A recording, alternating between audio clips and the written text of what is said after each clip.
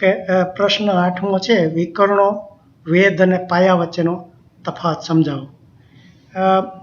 એટલે આમાં જો કે મને ખબર નથી પડતી, તમે પાઠમાં ક્યાંથી પૂછ્યું છે બતાવશો તો વધારે સમજાવી શકીશ.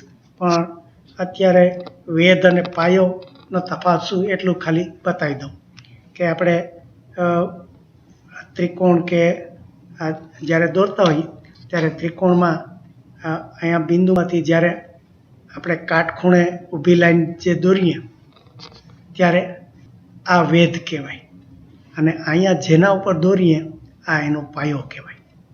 એટલે આ વસ્તુ પાયો અને વેધ, એટલે વેધ કે લંબ, આ લંબ આપણે કહેતા હોઈએ છીએ. એટલે આ ત્રિકોણનો આપણે ક્ષેત્રફળ માપવા એનો ઉપયોગ કરતા હોઈએ. એટલે આ ચતુષ્કોણમાં આપણે વિકર્ણ દોરીએ છીએ. એટલે આ જે બંને છે એ વિકર્ણો છે.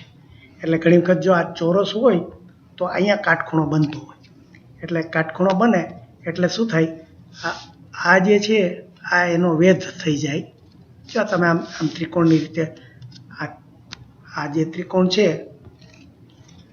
એવો ત્રિકોણ અહીંયા આ બની જાય, બરાબર.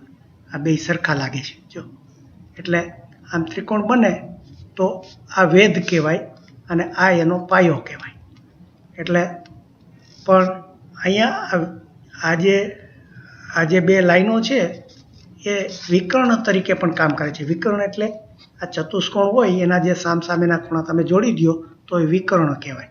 એટલે આપણે આ એસી વિકર્ણ છે અને આ બીડી વિકર્ણ છે, બીડી વિકર્ણ છે.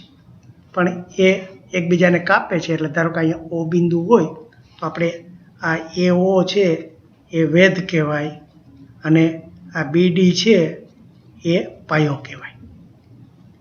હું માનું છું. એટલે કારણ કે હજી મારે ચોપડીમાં ક્યાં પૂછ્યું છે તમે એના ઉપર આધાર છે. એટલે એ બતાવશો તો વધારે ચોખવટ કરીશ.